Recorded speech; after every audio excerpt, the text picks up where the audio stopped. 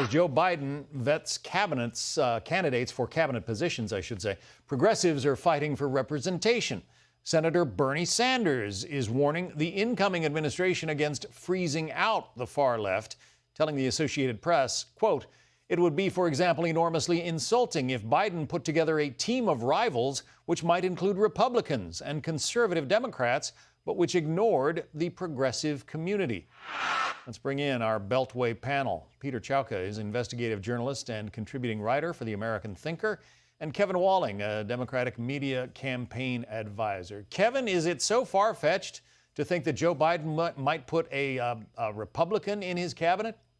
I think not at all, John, and it's a good question. You know, there's 15 cabinet departments that the president-elect and the vice president-elect have to appoint. I think we're going to see coming down this week, at least indications from the campaign are that they're going to release the name for their Treasury Secretary, their HHS Secretary. Obviously, those are the two top priorities for the incoming Biden administration with COVID-19 and our economic situation. And there are likely to be Republicans as part of those. I think we've got some really compelling candidates, like we've seen earlier in your reporting, John, for that Treasury position, 2 women and a black man for that position.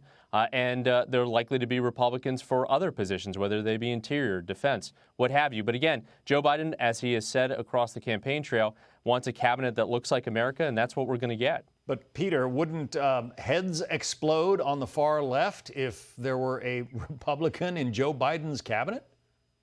That's already happening, John. Last week, when Biden announced several new members of his administration, AOC and other progressives and members of her squad objected.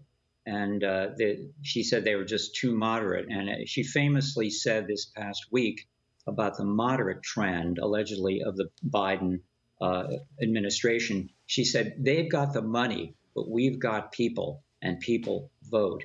So in my opinion, it's going to be rough sledding ahead for Joe Biden to keep together his disparate coalition that allowed him to win more votes in the election, apparently. And it was simple because his campaign was, you hate President Trump, I'm not President Trump. But now that he's presumably elected, I don't think that's going to hold it all together for him. Well, President Trump spent a lot of time on the campaign trail slamming the Green New Deal, something that Alexandria Ocasio-Cortez is continuing to hold up in front of the Biden administration as something that she wants to see enacted into law. Here's her sound on that. We have worked with the Biden administration to secure commitment on a $2 trillion climate plan. We're going to organize and demand that this administration, which I believe is decent and kind and honorable, keep their promise. So, Kevin, how is that going to go over at 1600 Pennsylvania Avenue, a demand that the Green New Deal be enacted? Yeah, John, you know, it would be a dereliction of duty if Congresswoman Ocasio-Cortez and her squad and the team that is getting larger because of this election didn't really push and hold President Biden's feet to the fire when it comes to environmental policy and economic policy. It's definitely in their wheelhouse, and they need to be pushing on the left for that. But again, it's going to be a balancing act for President Biden, Vice President Harris, to weigh what can actually get passed through a Republican Senate. Hopefully not if we win those 2 seats in Georgia, but we're bullish on those seats.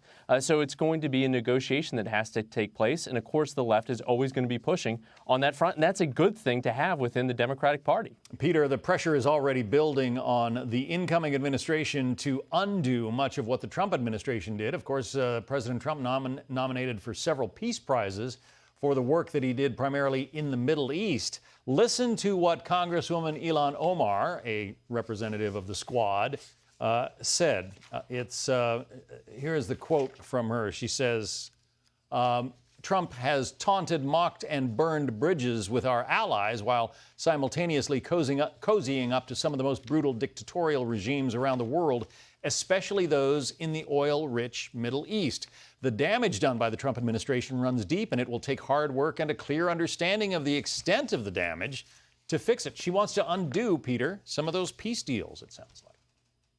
Well, yes, she'd probably like to also undo President Trump's nomination for a Nobel Peace Prize for his work in the Middle East. But, you know, already, John, there's a group called the Progressive Change Coalition, and they have insisted that Joe Biden appoint 400 progressive people that they've identified. And if he fails to do that, if he actually has the temerity to appoint several rhino Republicans to his cabinet, it's not going to sit well with the members of his coalition who are on the far left and are, in fact, gaining power within the Democrat Party, despite the fact that because of them, they lost House seats in the 2020 election. Fascinating times ahead. Peter Chowka and Kevin Walling, thank you both. Thanks, John. Thank Good to you. be with you.